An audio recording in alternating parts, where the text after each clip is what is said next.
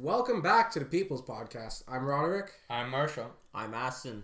So, for today's topic, we're going to be discussing police brutality in the United States. And we'll be asking the question that is, who is at fault for the violent situation that's happening between police and individuals at this moment, and the interactions, the deaths, the shootings, and so on and such forth. So to start off with, I'd like to know what your thoughts on this situation are, Marshall. For me, it's a solution you have to approach from both sides. Obviously, there's some problems with the institutions that the police have in the United States, and there needs to be some corrections there. And even beyond institutions, there's reforms you can make to the police department in general, just small things.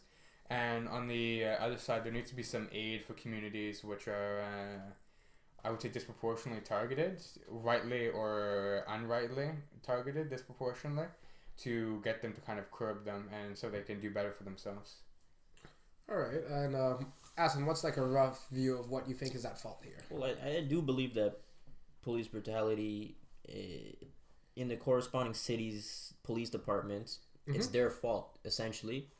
But I also believe that it's these people that are... Sorry to cut you off, but by their fault, do you mean the institutions or the individuals? Well, let me explain.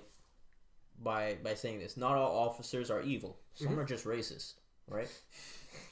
And in that sense, you can... What I'm trying to say, essentially, is that there is a generation of racism, which is prevalent, has been in America for decades, and it's been since what, hundreds of years now, and it's still some like a systematic oppression at play too. Now that's basically rough, but I think there's layers to this, and yeah, I think I'm somewhat near what you're kind of approaching, but I see it more as the institution of the police are corrupt, and it's not necessarily generational and like on every aspect of society. I find it's more just a problem with how the institution of police is run. Now, I'm not critiquing the individuals. I'm more critiquing like the actual institution and what holds them. But for me, I find it's at fault is the institution. And this is for a variety of reasons. One of the reasons is compared to other bodies of law enforcement across the world, the United States ranks extremely high in per capita deaths by police officers. On top of that, the police culture is one that is violent. And furthermore, individuals I find should not be targeted or stereotyped as being people that could be violent.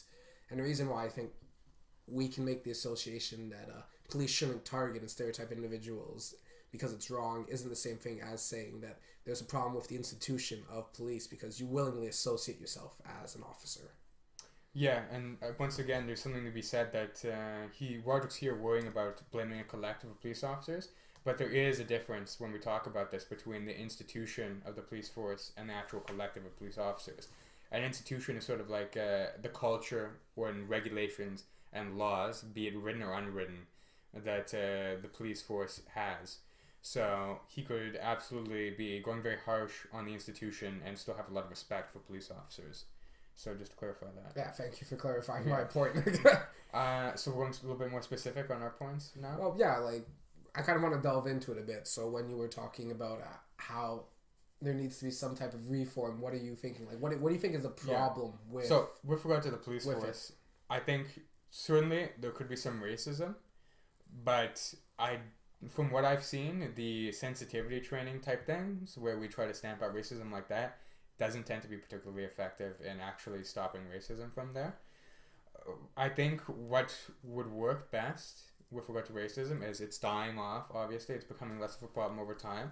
Wait for that, and we can compensate for it and any other problems the police have with brutality, because it's all the racism is a factor. It stems from more than that, and we can use solutions like that cover everything. But so, if anything, how do you view it as more than anything than racism? I think the institution itself is racist. Well, that may well be, but it's not necessarily the only source. So, for example... But why else would you disproportionately target, well, African Americans, for example? Well, for starters, I think that, yes, some people go into the force racist, but it may be a sort of unconscious thing because the black community, 13% of the United States, and they commit 50% of the violent But crimes. it's not a community. This is one thing you have to understand. There's no. I know, there's but no, we're not talking. When you talk no. about the black community, No, being there's no black. I'm not. I know, I didn't no, say, but what you say, you're like, I'm oh, saying well, the people black who happen to be targeted. I wasn't necessarily in favor. African Americans is what I'm talking about, not the black community. So we're grouping together different people. No, the thing is, like, I have no associations with Tyrone, the lawyer in Atlanta, or Johnson, the dope dealer from I don't know, Vancouver or something. Well, you may not, because what we're talking about here, though, is you're saying the black people are being disproportionately targeted. I'm saying individuals who happen to be black. Okay, there's a difference. Individuals who happen to be black make up third. But this doesn't work here because the police don't see it like this. Human beings unconsciously, whether we like it or not, see people as groups, especially when we don't know them individually. There are things we can do to mitigate that, but overall, that's the problem.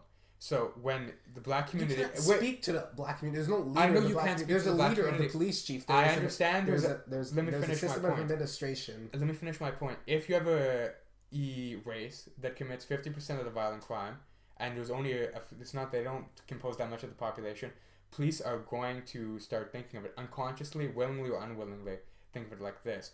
And one way we can stop this is by emphasizing education in the black community, making sure people recognize, and through information campaigns or marketing or what have you, or anything, that crime is not great, and that there are more productive paths for life for making money. Because a lot of this does stem from you just want some money for your family.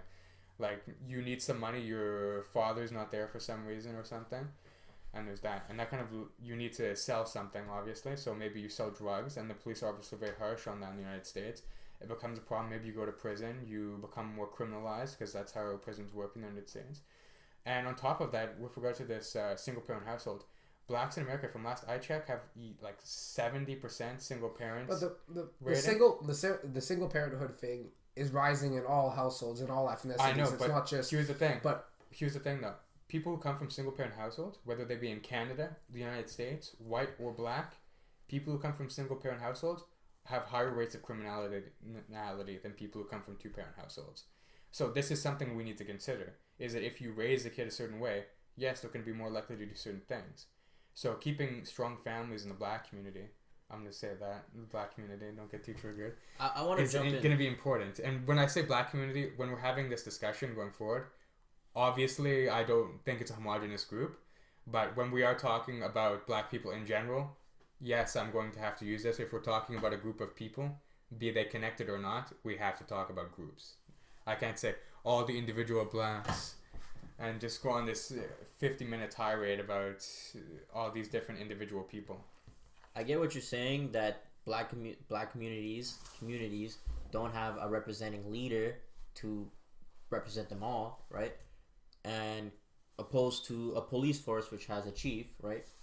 But the stats are that black people are 3 times more likely to be killed in the U.S. when you compare that to a white person. And not only that, I believe that the solution of changing this, or maybe mitigating and making it less, is to change the perception of black young teens in America. Changing how people see black people. Because there is this image that when you see a black person, you think of someone who's rough, intimidating, someone who's maybe a criminal, a burglar, someone who kills, someone who robs, someone who does drug dealing. It's in almost subconscious, ingrained kind of perception that a lot of people have, and it's like you want to blame them for having this perception because they're not smart enough to realize that they shouldn't be thinking like that, but at the same time they're just ignorant. I think people can be taught to be not racist because they were raised probably in a household which was racist. Well, one thing I want to vouch on, which I think that your point and Marshall's point kind of overlap, because I think I understand more what Marshall was trying to get at, that the individuals that tend to perpetrate these crimes happen to be black, and by that you unwillingly and subconsciously, which you were talking about, start to form these stereotypes, which is why I kind of see an overlapping point between each other. But regardless of that nature, I find something that is especially prevalent in cops in the United States I think we need to focus on, and why I suggested we pick this topic is that the United States kills the cops kill the fifth most amount of people per capita of any country in the world. Yeah. And keep in mind, the next developed country besides the United States kills 15 times less people. So there's definitely a problem that's more apparent in American cops. So we can talk all this time about stereotypes perpetrated by individual actions, or we could talk about racist attitudes, but both of those things are prevalent and happen all over and throughout the course of the entire world. So in reality, this comes down more to the fact that it's actually about the corrupt institution in the United States, not necessarily past actions done by people or racism itself, because both of these things, I think we can all agree, happen all over the world. This is an issue that's number one related to the institution of police in the United States. Yes, well, when I talked about this sort of campaign, there needs to be two clarifications. One, obviously it's not the only thing you do. Obviously there's problems with the police, both culturally and with the institution. But something else to be said about this is, with regard to this institutional thing, there's a bunch of things you can do. So when I talked about there being more than racism, stemming from more than that, you have to recognize a lot of this just comes because the police aren't prepared to be in high stress situations. They need more de-escalation training. And in fact, in Canada, some of our police in Toronto, I believe it was, I was looking at the study, did have de-escalation training. And the effects were dramatic. There was pretty thorough training, but overall it looked like it was definitely worth it, even though it was a bit expensive. There was a massive decrease in the amount of violent conflict. There obviously isn't a lot of deaths by police in Canada. Well, there still is, but nowhere near the same but anyway, portion as the United States. Nowhere near. There was a massive decrease in police using more force than they had to. So the principle is it would probably work over really well in the United States. Yeah. There obviously needs to also be some reform with regard to the legislative system in the United States. The war on drugs has not been great. Even if you wanted to ban certain substances like heroin and things like that, everyone's very sympathetic to that. But it's, if anything, it's just caused more of a targeting. Yeah, but you obviously you don't need to enforce it in such a way. Yeah. Just because you ban a substance doesn't mean you have to be kicking down doors all the time and taking it so seriously. Obviously, it's a serious problem, but the long prison sentences, which cause people to become sort of part of or receive negative cultural things from prison, because once you go into prison, you are, in the United States, I don't remember the exact statistics, but you have a 70% chance of returning to prison once again in the United States, which is drastically higher than and some of that percentage country. is coming from the fact that you're hanging around with criminals all day, and you have to live a certain lifestyle, which when you go back into the real world, it does not carry over very well. It's hard to adapt and to adjust to the real world. Yeah. I'm sure we all watched was it Shawshank Redemption? Yeah. Yeah, it's in there too if you watch it. This is just a reference, but I believe there's a cycle of depression amongst people of color, which in turn causes more. It's a cycle that causes teens to become depressed, anxiety ridden, so that when they're in the face of authority, this can be applied to anyone really, but in this case it's more prevalent with black people in America because they're scared of cops. This is like, so I think it's like kind of like a high tension. It's a high tension like situation, on both sides, right? And like Marshall was saying, we need this de-escalation training for police officers in America, and they don't have that. We also need more mental health programs for these people that suffer from depression, anxiety, the ones who are on hardcore drugs, because the war on drugs didn't really do anything, let's be honest. They just cost a lot of money. There's a cycle of depression. And if you want to go even deeper, I believe there is an underlying system of oppression at play in different levels of the government, with legislative, the whole, with Republicans, Democrats. It's ingrained, and that can only be fixed by action. The action that we have to show first and foremost with police officers. Police officers, once they're trained, if they get good at de-escalating situations with black people, they can show the public that if there's a video of it, if there's videos of it, that black people are not to be feared, they're just like everybody else. I still believe that the perception of black people is skewed. It needs to be changed, and yeah, we just need more programs for mental health. So just a segue here, I know Ryder probably wants to speak, but there's a segue too good to pass up here on the tension thing. Something which is proven by studies to reduce tension on both sides and has various other benefits is community policing. So if you don't know, community policing is basically the police officers know a lot of the people in the community. They hang out in the community even if they don't necessarily live there, and they try hard on making connections in the community. So this actually does a few things. It makes people feel more protected, feel like there's less crime, more trusting of the police, happier with life in general. And there's also a few studies showing that it actually reduces crime. It should be noted that it's somewhat mixed, the literature on that, but generally it does skew towards the reduction of crime. So, yeah, I definitely think that's an important part. And just to clarify on my single parent thing, this is not necessarily just a problem in the black community. There are white communities who also disproportionately commit crime, and that in those communities specifically, there is a single parent problem. So this campaigning for stronger families, for education in these communities, for getting business opportunities there, it helps. And some people will be concerned obviously about cost, but because they're not filling jail cells, because they're becoming more productive members of society, there are obviously various cash benefits for that as well for society. So I definitely think it's a good idea. There are a whole lot of other things which have proven to work as well. So for example, cameras on police officers have reduced the amount of police brutality by a lot. It should be noted they just had a study, the most recent one I saw was in Washington, that showed that it only reduced it slightly. However, one in California before that, 2004 I believe it was, showed that there was actually a pretty good reduction in police brutality. So it should also be noted that police officers can turn off their cameras too.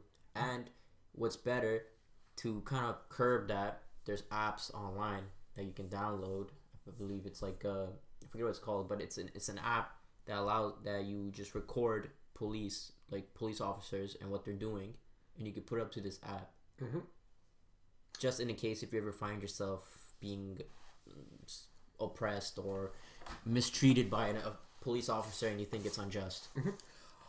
Before we go on, I would like to stop for a few moments, and I'd like to get into the interview that I orchestrated with David Austin. He's written 2 books that have released this year, Dread, Poetry, and Freedom, Linton Kwesi Johnson and the Unfinished Revolution, and the second book is Moving Against the System. I went on to ask him many of the questions that we've been posing here and to see what his personal views are on a lot of these issues. And he's a professor for what subject? The humanities. He covers a lot of things involving the Haitian Revolution. Okay. Marxism. He legitimately does. Awesome. You're not wrong. He does a lot of political stuff as well as more philosophical stuff. It's nice to get a bit of diversity of ideas. Yeah. No. Hey guys, I'm here with David Austin. He is one of my former humanities teachers, and I'm going to get his opinion here on police brutality and if there's a problem here in the United States involving cops. So basically, my first question to you would be, do you think there is a problem with police brutality in the States to begin with? No, in the States or in Canada? In the States. Interesting. Of course, absolutely. I mean, it's been a long-standing problem. Obviously tied to police brutality is racial profiling, and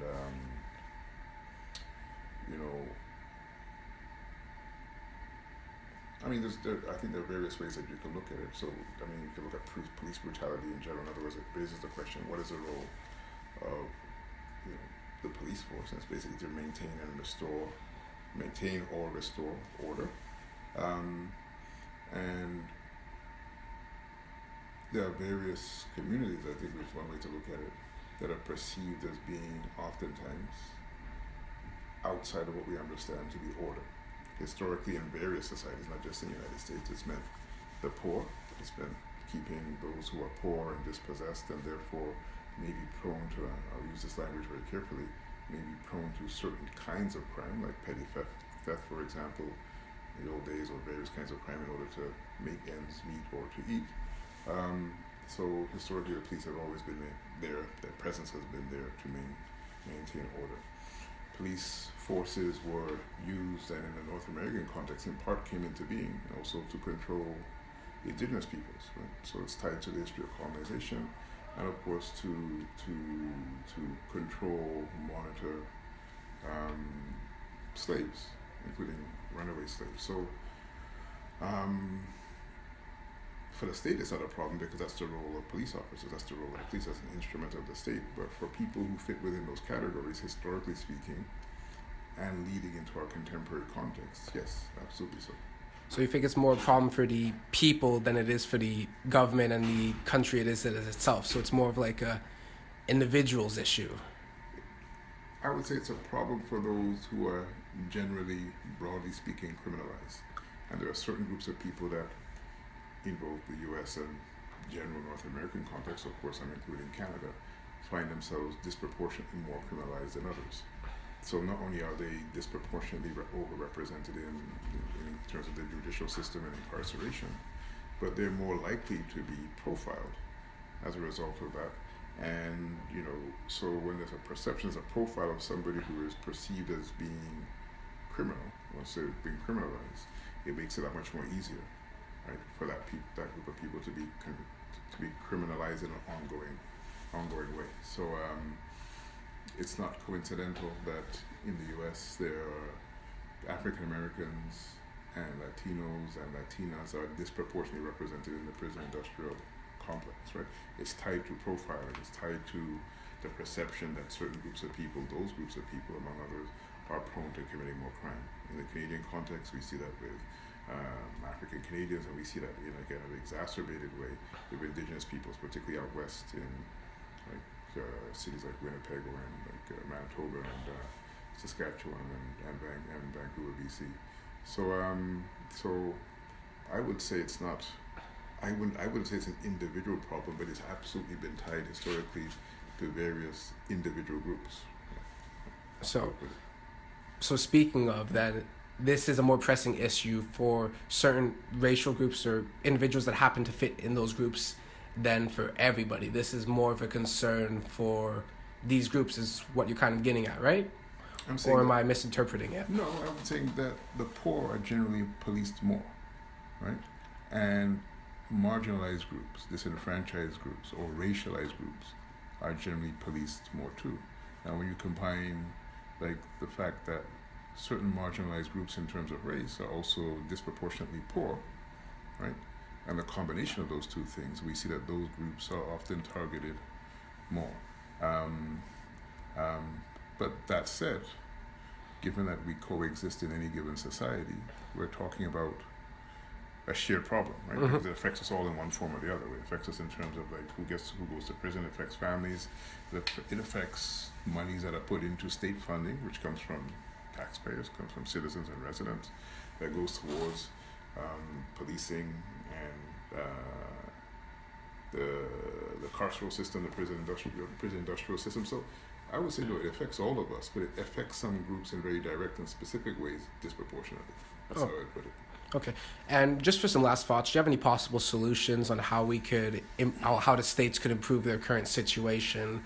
What some resolutions would be? Would it be something involving legislation, or would it be some form of social movement, or a combination of the two by chance? Well, it's a combination of all those things, right? Because legislation is tied to how people organize, in social ways to bring about change or mobilize to change things, right? So often in these cases, politicians don't simply just change their minds because they see a problem. It comes from organized, concerted efforts. Because of what I said in terms of the relationship between poverty, certain forms of crime, and incarceration, and also the stereotypes associated with certain groups of people being associated with certain kinds of crime. Clearly, in a society where there's more economic and social equality, various groups of people are less likely to be criminalized. But then there's another kind of economic part to that equation, particularly when we see that, in terms of the prison system, many prisons in the United States are privatized, right? So they have become part of a money-making machine in which they're privatized, and there's an incentive to have larger numbers of prisoners who are working as cheap labor, right, for corporations and companies. So now the game has changed in ways that we could not have imagined like 30, 40, 50 years ago. Now where there's an incentive, there's a correlation between, criminalization, incarceration, and productivity in terms of, private companies that have an interest, have invested actually in the prison system. So it's actually become more complicated, right, to disentangle. They see prisoners as a way to maximize growth, so then there's an incentive. Maximize growth, maximize productivity. Well, productivity in a sense, I mean, not in like in the kind of the automated technical sense of the word, but like like in terms of cheap labor. When you're a prisoner, working, producing whatever commodity it might be, or whatever form of labor it is, right? You're not getting paid minimum wage, right? You're getting paid some cents or dollars per day, right? Which would not be, it's inconceivable outside of the prison, right? So of course there's, when you think about it in those terms, like working for next to nothing, then the profit margin for those products, I mean, is that much, is that much wider or bigger? So that's a new, I would say, relatively new and daunting development in terms of how, policing, state and incarceration functions. So. All right. Well, thank you very much, sir. My pleasure. He has 2 new books that have recently came out: Dread, Poetry and Freedom, Linton Kwesi Johnson and the Unfinished Revolution, and Moving Against the System. Both very fantastic books, and you guys should definitely check them out. Yeah, thank you. So, Marshall, I want some of your first thoughts on the interview, actually. Okay. So, for example, I just want to state he agreed with me on the making ends meet thing. Because they're poor, because they don't see any opportunities for themselves. They think, if I want to be rich, if I want to provide for my family, who are usually poor, I got to do this, obviously. So that's a big problem, because they don't see that the education path or the business path, or maybe that's not even open to them. They have to do that, so that's a big problem. And, for example, another thing I saw was his colonization argument. This is a critique now. Was stupid. I don't see how this is. I think you're presenting a solution to a problem. Right, he wasn't presenting a 100 solution. years ago, there was colonization. But the principle he was kind of... We need to stop colonizing them. It's already done. Well, the principle that was kind of arising is the institution of the police. What he was bringing up, it was more meant to deal with runaway slaves and indigenous people. So I think he's kind of saying it has a history behind it. Is more... The principle that he was raising. This is not a path to a solution, though. Are you going to reform the industry or scrap it? Because it sounds like he's looking more for the scrapping the institution side, and that doesn't sound like a great idea. It wasn't necessarily saying there's a necessity to scrap it, because when we did start talking about solutions... Well, what is his solution here? We recognize that the police, like 100 years ago, were built to catch runaway slaves. Do you think if I went up to a racist police officer and said, hey, admit that your institution 100 years ago was for catching slaves, you just say, yeah, okay. I think what I get from what he's saying that is that our America's police system force is, they're educated, right? They probably go through some basic training and all to be the tool of the state to enforce law. Slave catching training. But I feel like there it's funny you say that because practices from the past carry down, and you could say that there are some beliefs in there, subconscious beliefs in the training. I'm not sure how the training is, so this is just I'm assuming, right? Yeah. But I feel like there's beliefs that's carried down while you're educating these police officers, and in turn makes them a bit more hostile towards certain individuals. Well, they may well be hostile to individuals, but that's what he could be. I would really have liked the professor to name the specific training aspect which wants them to catch slaves. Well, he did, because when he brought up the prison system, actually, and the fact that it's a privatized prison. Well, it wasn't a privatized prison before that. It's changing the context, because originally it was talking about more of a context where when he brought up the history of how they were meant to catch runaway slaves. Yeah, let me... and he was equating prison labor with slavery. Now, I don't necessarily agree with that, because I find if if you break a law and you actually broke a law, you shouldn't be held to the full extent of the law, and you should be working for next to nothing because that's your punishment. But I understand the principle. He was trying to draw some form of duality between the two, of the equivalency that people have a vendetta to arrest more people, to be more violent with more people, So in exchange to maximize the productivity of whole the prison. I don't necessarily disagree with guilty people being put into that system, but it comes down to the point where you have innocent people who are being targeted and harassed and assaulted based on the mentality that exists from the police culture, which has been prevalent and around forever. Well, this... Okay. So that's why we took the little break there. Me and Sam will just talk. Aston, note that down. What? Because we have to cut this out. Oh, the time. It's... Well, the time is wrong in here. You're going to have to add like it's minutes. 32 something. I want to continue it a bit longer. You can continue, but just give me a second. Stop. Write down 31. I'm about to roast Roderick when he comes back. I have something to say too. I know, but how we're structuring it too is I'm gonna say all my criticism. You guys can jump in a little bit, but I'm gonna say mine first, and then one of you. Right, we'll all go in a circle. And then once we're all done, we'll actually start really getting at it. Hold up. One. Did you start it? Is it starting? It's still playing. Yeah, it's still playing. 1, 2, 3. So when you're looking at the things from a position of duality, you can kind of see the point he was trying to draw.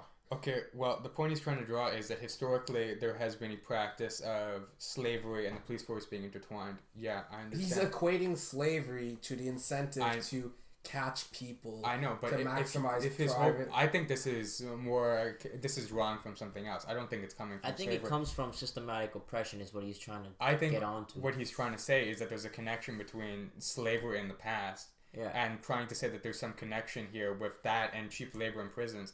When it's sort of strange that this has not happened earlier. You would expect that you would see this sort of thing in prisons closer to the time when slavery actually happened and when people actually held more racist views that came from slavery. There's no need for cheap prison labor. But now when America is at probably the least racist it's been,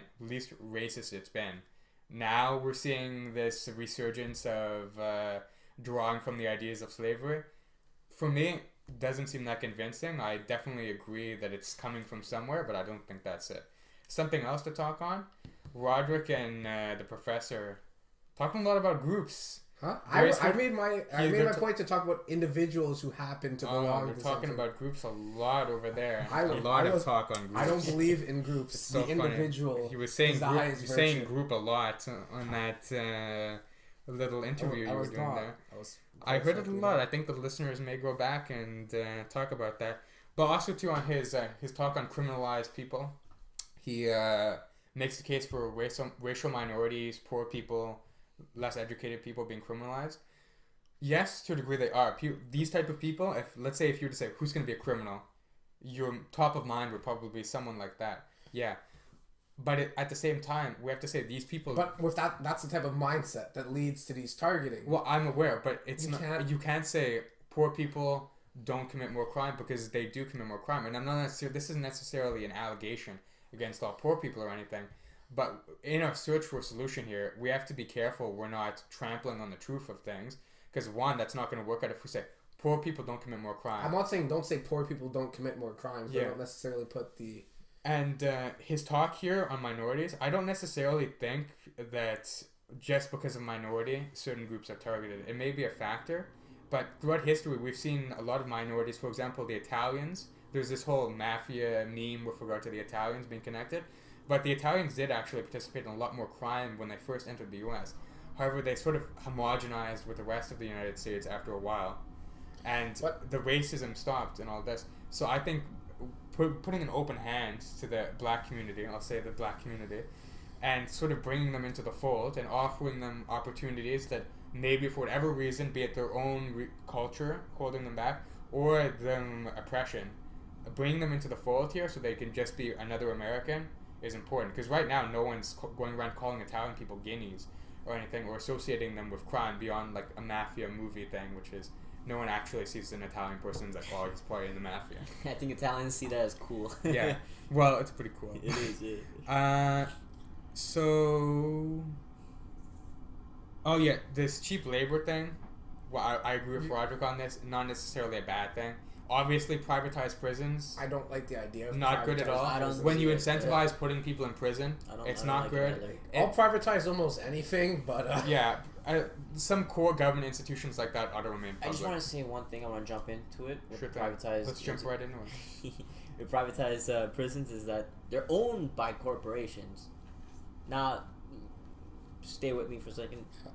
These corporations could have a system of oppression in place. And I do believe in some layers, in some sense, they do. Not with just. It's like if you're paying for cheap labor, it's not necessarily wrong that these inmates are being paid cents and they're working because of their crime, but it's the fact that it's kind of like paid slavery, but it's moralized because on the basis of their crimes, but it's not necessarily wrong because of what they did. Now, okay. Well, no, so you're sharing what we're saying Yes, here. I Like, am. okay. This ties into my criticism of Dave. Wait, are you still talking? I all I'm saying is that I do see a connection to past and thank you. forward Yeah. because it is paid slavery. If you're being paid wages lower than what the Minimum wage. exactly is, then it's basically slavery. So Well, the connection that we were drawing wasn't like crazy. Like he. Well, no, it's not. This whole idea that this is linked to slavery is also linked with his idea that, oh, this is unforeseeable outside of prisons. Well, no shit. Taking people's rights away, which is also something that happened in slavery, and making them essentially slaves. They have to do whatever someone in authority says. Also slavery. Yeah, that happens in prison. That's always happened in prison. Right. I'd like you to name a country, maybe, well, Denmark, obviously, but there are not a lot of countries out there which do not have a prison system with those qualities in it, and a lot of these countries don't actually have a lot of racism. So I don't really get this comparison. Just because two things share a trait doesn't necessarily make them the same. Hitler liked puppies. I don't think PETA is Nazi. Wow. Though there is a case. But I mean, This is what I'm saying though. Is this is just essentially saying, oh, this is the same as that, therefore it's the same. For me, the evidence is not there for that. I think he's sort of grasping at straws, grasping at clouds. One thing I did want to get into is when I did interview and asked him about solutions, and when I was proposing, is it something legislative, is it something cultural? He didn't really give me a precise answer. It was something more vague, and I would have preferred if there could have been actual, more palpable solutions. And something that I would propose, quite frankly, and I find would be a fantastic solution, is actually privatizing the police force. Now, this would seem kind of strange considering I just said that private prisons are an awful idea. But I think that if you privatize the police force, there's a few benefits that would immediately become available. So you have it run on a 5-year term. Every district has their own police force already, right? Yeah, so like for example, the Montreal Police Force would be like a contract. So exactly. You'd subcontract to a private institution, and the population would vote every 5 years if they wish to keep and renew the lease with that specific police force, or if they want to terminate it. That way, it forces them to be held accountable, because if you do things that the population doesn't like, they'll just vote you out. At the same time, it forces innovation and new techniques to be learned, because you can't just sit on your laurels. You have to actively be searching to be doing a better job. It holds people accountable, and if anything, this would also make their jobs safer as well. But would it get rid of racism at the higher levels? Well, it wouldn't get rid of it, but it would make it not a good solution, because if you're racist and you're violent towards people, you'd lose your lease, which means you'd lose money. Sure. And the only thing people value more than anything else is money. So if your racism costs you money, the common phrase is, in business, the only color that matters. In business, the only color that matters is green. Mada. I can't speak English now. Here's the thing. Like as I said before, racism is ingrained in some people. Sure, money is a motivator to not be racist. Sure, but if you hire, let's just assume that the person that you're hiring, you don't know them, but they're racist. Yeah. Okay. What then? But it would cost the company. Yeah, here's what I'm saying. That's the whole principle. But you'd have 5 years of that because they've been voted of in. worrying about essentially losing your contract, your whole business being out of the job. People, especially police chiefs, because who are essentially CEOs or shareholders or whoever, are going to be a lot more concerned about not just racism, but corruption and accountability. Mm-hmm. If citizens feel that the police are giving them a raw deal, that they're over-policing, that they're being racist, that they're being overly brutal, no one's going to have a job there. That's a powerful motivator, racism or not, racist or not, to start changing it. So like now, there's a lot of cases of the police essentially closing ranks and defending someone if they've done something bad. If everyone's job is on the line, you can bet that people are going to be, one, not defending you, and two, pissed that they might be losing their job because of you. And just one more thing to hit on this. As he talked about, competition breeds a lot of innovation. This is going to be just great for everyone. Roderick wants to talk about it, I'm sure. It was mostly just to give you props for give me props on the innovation idea because the new techniques and what else was I about to say, because you have a lot of examples of situations like the therapist for a mentally disabled person in Florida was trying to get this man with Down syndrome back into the home, and the police thought that man with Down syndrome had a gun, which was a toy car, right? And they told the therapist to sit down on the floor on the ground and like spread out, right? Yeah. So he proceeded to do that. Then a police officer proceeded to shoot at the man with Down syndrome. Ended up shooting the man who sat down, and that was spread. And the police officer's excuse was, I meant to shoot the mentally disabled person.